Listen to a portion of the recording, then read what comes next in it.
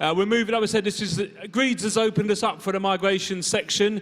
We've got two fantastic campaigners, activists, who are going to kick us off with that, take us into that section, discussing migration in a sensible, human kind of way, instead of the nonsense that you're reading all around you. So please welcome to the stage Penny Wangari-Jones and Tatiana Garavito.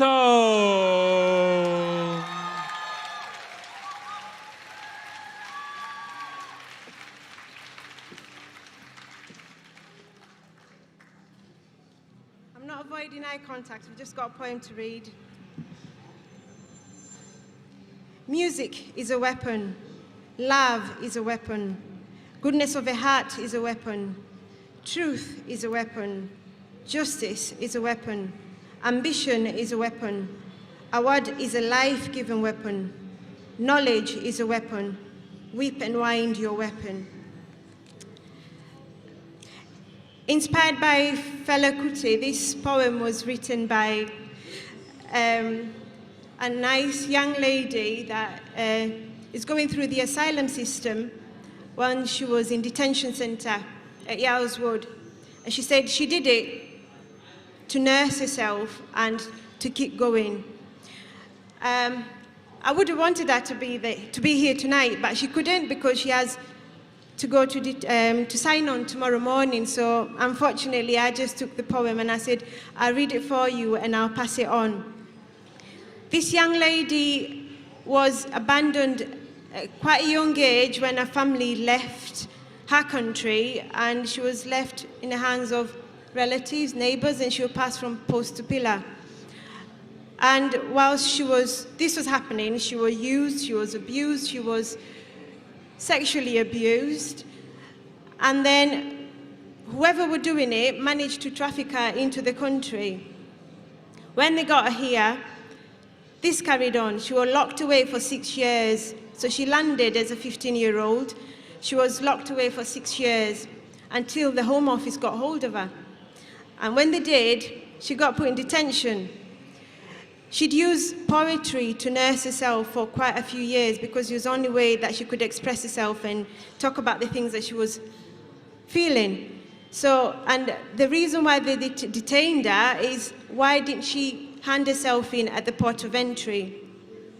This is a 15-year-old who did not understand the system, who hasn't got much control of her life at that time. She didn't know what was happening. And she's one of many, many young people, and old people actually, because I've met older as well, who've gone through the system and who carry on getting tortured, having to relive what they've gone through to prove who they are, to prove the cases that they're trying to bring forth. UK system, or the UK, only takes about 1% of the world refugees, or the refugees in the world. About 50 million of them. This 86% of them actually end up going to neighboring countries, which are, I'd say, developing world, a part of the developing countries, so they haven't got that much going for themselves anyway. But my question, or my worry, is what goes on and what gets portrayed in the media. I wonder how much attention they get, this 1%, how much media coverage they get, how much negative comments that they get, and a conversation on day-to-day living.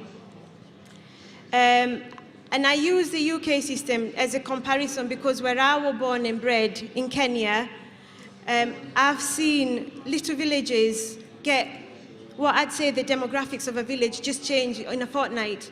And that's because of the wars that are going on in the countries like in Rwanda and Burundi, in Sudan, in Somali. We didn't hear this. It's not always easy. But you don't get the comments that you get here, considering how much change and what wealth or poverty that there is in the countries where these people go to. And my view is the UK needs to, first of all, understand the connection between migration and the history, and their role in places like slavery, in colonizing the world. Thank you. And I think if they do that, then they'll be a bit more sympathetic.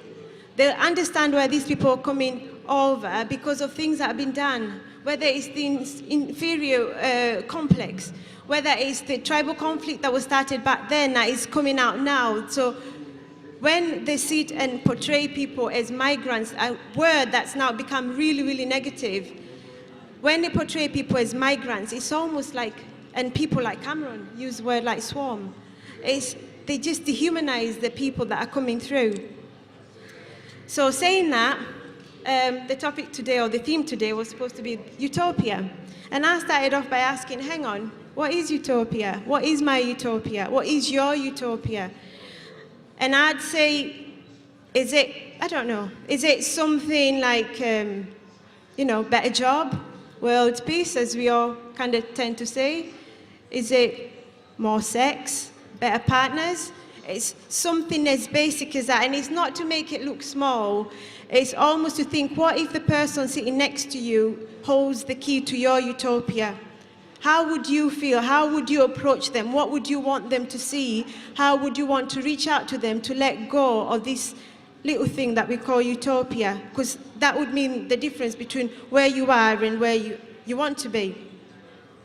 I've got 1,000,001 stories, and I'll probably talk for 2 days if I carry on in terms of experiences and the people I've come through. But I thought I'd just use this lady's example. Her utopia is to be treated as a human and with dignity. Her friends, thank you, her friend's utopia is to have a night out. Just think of that, to have a night out. She's got a tag. She's got a curfew. She hasn't committed any crime. She hasn't done anything to anybody. She's a migrant, so she's got a tag. She can't wear short dresses. She can't wear shorts. She can't go for a meal with a partner that she's met because she's got to be in at 7 o'clock in the evening. And these are the realities that are out there.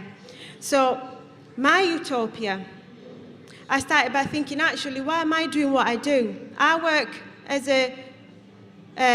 on racial justice matters, on race equality, and on social justice issues in Leeds, West Yorkshire, and covering Bradford and Keighley as well. And I started by asking myself, what would make me happy? First of all, probably the anger and the angst that I get from stories I hear would be good. I'd have a good night's sleep, for starters. But also, my utopia would mean people wouldn't see one another as different. We'd all be humans before we, whatever race or creed we come from, we'd be humans before anything else. I started doing the work that I do because of my own experiences in the UK or the British system. And that led me on to finding out more things and fighting and fighting and fighting. And I'm still fighting now, but I'm fighting a different battle. But what I'd like, or the battle I'm fighting, is because racism exists. It's here. And I think the fact that we almost been forced as a black community to censor ourselves and not use the R word. You know, racism isn't just when people are using the N word. It's there, but it's subtle. And I think it makes us more angry because it's subtle. You don't have these signs on the doors anymore, but some of the experiences that we have are no different.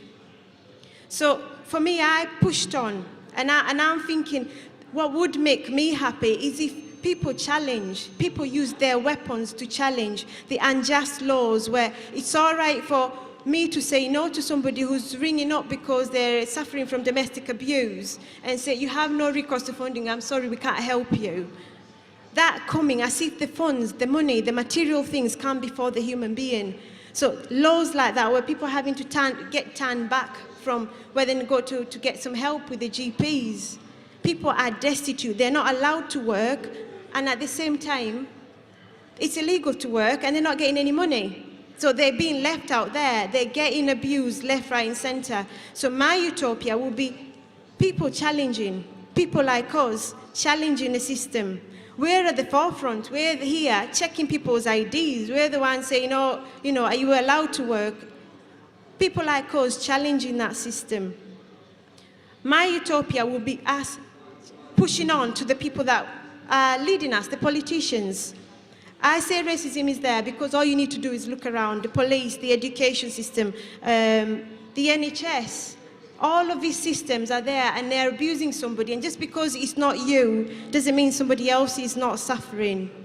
And what I'd ask is, say when we see people, you know, dying in the Mediterranean, how does that make you feel? How would you feel if that was somebody you know, if that was a relative, if that was I'd say a neighbor? Does that feel different? If it does feel different, that means we have got to a stage, or the system is pushed us to a state where we see people as different from ourselves, and therefore it's all right to let them suffer.